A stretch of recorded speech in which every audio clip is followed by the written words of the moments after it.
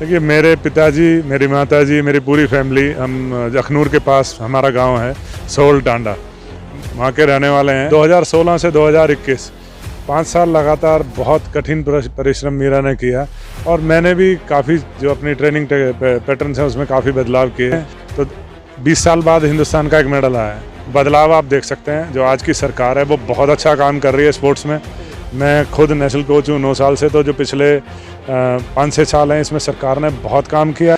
बहुत टैलेंटेड लोग हैं, यहाँ का डीएनए बहुत स्ट्रांग है और अगर इधर थोड़ी सी फैसिलिटीज दी जाएँ यहाँ भी और श्रीनगर में भी, तो मैं उम्मीद करता हूँ कि बहुत अच्छे पदक हम ला सकते हैं।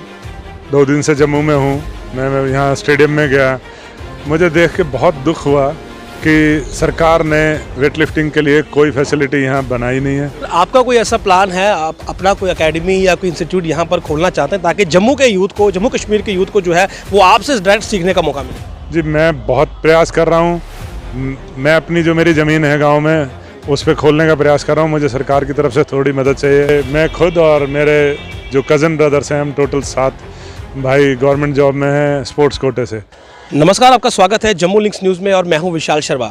इस बार टोक्यो ओलंपिक्स में जो पहला मेडल आया था, सिल्वर मेडल, मीराबाई चानू का वेट लिफ्टिंग में, आपको याद होगा भारत का खाता खुला था। लेकिन मीराबाई चानू की ये सक्सेस जो थी वो किसके आधार पर थी, यानी कि पीछे जो पूरा एक कोचिंग थी, जो पूरा एक बैकअप था, वो जिस शख्स का था, आपको जानकर ये गौरवान्वित महसूस होगा।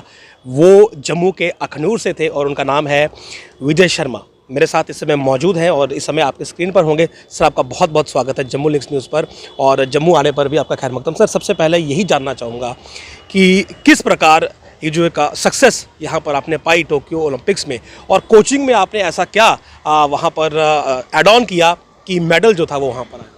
देखिए, काफ़ी लंबा प्रोसेस है जो कोचिंग का था और जो जर्नी रही है मेडल की, ये काफ़ी लंबी है। 2016 रियो ओलंपिक्स में हम गए थे और वहाँ हम पदक से चूक गए थे, तो वो एक बहुत बड़ा सेटबैक रहा हमारे लिए। हम पदक की बहुत उम्मीद से गए थे, वहाँ काफ़ी अच्छी तैयारी थी, लेकिन कुछ कमियाँ हमारे अंदर रह गई कि हम वो पदक नहीं जीत पाए।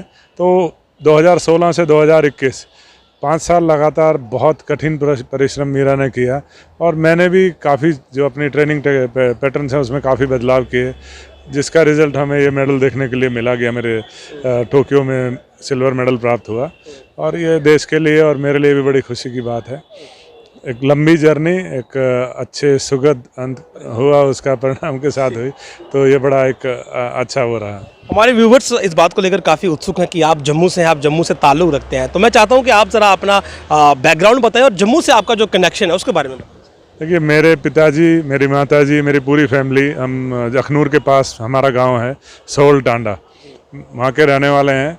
उस समय मेरे पिताजी फौज से रिटायर होने के बाद काम की तलाश में हम लोग माइग्रेट हो गए थे उधर।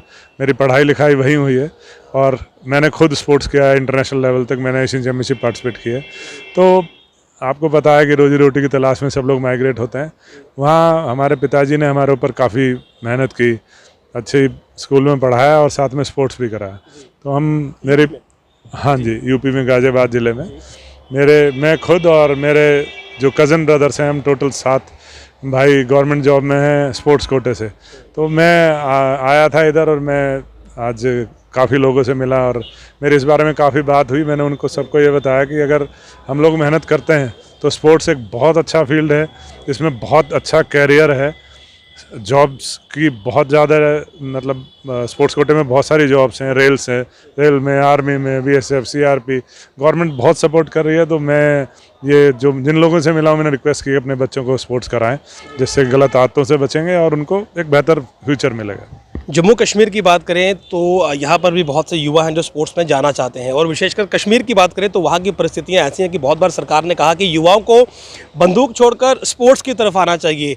तो आप क्या एडवाइस करते हैं यहाँ के यूथ को कि किस प्रकार वो खुद को मोटिवेट करें स्पोर्ट्स के लिए, और क्या फार्मूला अपनाएं ताकि एक sound mind in sound body रहे?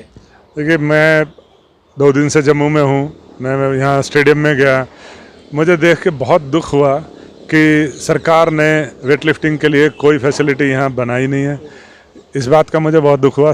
हालांकि स्पोर्ट्स अथॉरिटी ऑफ इंडिया की बहुत सारी स्कीम्स हैं, लेकिन वेट लिफ्टिंग का यहाँ ध्यान क्यों नहीं गया मैं नहीं जानता हूँ। मैं अपनी तरफ से प्रयास करूँगा कि मैं ये ध्यान उनका इस तरफ दिलाऊँ कि वेट लिफ्टिंग सेंटर बने, क्योंकि यहाँ बहुत टैलेंटेड लोग हैं, यहाँ का डीएनए बहुत स्ट्रांग है। और अगर इधर थोड़ी सी फैसिलिटीज दी जाएँ यहाँ भी और श्रीनगर में भी, तो मैं उम्मीद करता हूँ कि बहुत अच्छे पदक हम ला सकते हैं और यहाँ के यूथ को हम बहुत अच्छी डायरेक्शन दे सकते हैं। सरकार को थोड़ा सा इस मामले में ध्यान देना पड़ेगा, और अगर स्पोर्ट्स करेंगे बच्चे तो डेफिनेटली जो ड्रग्स की तरफ हैं या और जो भी गलत काम है उनसे बचेंगे और हमारे बच्चों को एक बेहतर भविष्य मिलेगा। सर, आपका कोई ऐसा प्लान है, आप अपना कोई एकेडमी या कोई इंस्टीट्यूट यहाँ पर खोलना चाहते हैं ताकि जम्मू के यूथ को, जम्मू कश्मीर के यूथ को जो है वो आपसे डायरेक्ट सीखने का मौका मिले? जी, मैं बहुत प्रयास कर रहा हूँ। मैं अपनी जो मेरी ज़मीन है गांव में उस पर खोलने का प्रयास कर रहा हूँ। मुझे सरकार की तरफ से थोड़ी मदद चाहिए कि अगर सरकार थोड़ी मदद करती है तो मैं उसको बहुत जल्दी कर सकता हूँ। जगह मेरे पास है, थोड़ा सा अगर सरकार मदद करेगी तो इंफ्रास्ट्रक्चर में मैं बहुत जल्दी एक एकेडमी खोलना चाहता हूँ। एम सिर्फ ये है कि मैंने एक मुकाम हासिल किया है वेट लिफ्टिंग में और मुझे ऐसी उम्मीद है कि यहाँ का डीएनए बहुत अच्छा है, यहाँ के लोग बहुत स्ट्रांग हैं। अगर थोड़ी सी मदद मैं करूँगा, थोड़ी मदद सरकार करेगी तो हम यहाँ से अच्छे खिलाड़ी निकाल सकते हैं। आप ये समझते हैं कि स्कोप है वेट लिफ्टिंग में या बाकी स्पोर्ट्स में? देखिए, डेफिनेटली अगर हम स्कोप की बात करें तो 20 साल बाद हिंदुस्तान का एक मेडल आया है। बदलाव आप देख सकते हैं। जो आज की सरकार है वो बहुत अच्छा काम कर रही है स्पोर्ट्स में। मैं खुद नेशनल कोच हूँ 9 साल से, तो जो पिछले 5-6 साल हैं इसमें सरकार ने बहुत काम किया है। सरकार बहुत ध्यान दे रही है और स्कोप बहुत है। मैं आपको विश्वास दिलाता हूँ अगर बच्चे मेहनत करेंगे तो हम एक की जगह 3-4 मेडल भी ला सकते हैं। सर, आप नेशनल कोच हैं तो मैं चाहता हूं कि युवाओं को वर्कआउट जो है और डाइट में जो है वो किस प्रकार वो अपना डिसिप्लिन मेंटेन करे ताकि एटलीस्ट वो फिटनेस मेंटेन करे तब तक जब तक आप यहाँ पर आके अपने इंस्टीट्यूट नहीं खोलते। नहीं, देखिए, कल मैं स्टेडियम गया था तो मैंने काफ़ी कुछ इस बारे में उनसे बताया जो यहाँ प्लेयर्स ट्रेनिंग कर रहे हैं। उनके पास सुविधाओं की बहुत कमी है, फिर भी वो लोग मेहनत कर रहे हैं, प्रयास कर रहे हैं। तो मैं सिर्फ ये कहना चाहूँगी गलत चीज़ों से बचें, कोई भी गलत सलाह दे उनसे दूर रहें, डाइट पे फोकस करें, प्रॉपर ट्रेनिंग करें, प्रॉपर रेस्ट करें। ट्रेनिंग करके इधर उधर घूमे फिरे ना, रेस्ट बहुत ज़रूरी है और उसके साथ डाइट बहुत ज़रूरी है। खाने पीने का ध्यान रखें और जो गलत चीज़ें हैं उनसे बचें, क्योंकि जो कुछ लोग गलत सलाह देते हैं उनसे बहुत दूर रहें। मतलब मेरा कहना मतलब डोप से बहुत दूर रहें, कोई भी गलत चीज़ का इस्तेमाल ना करें।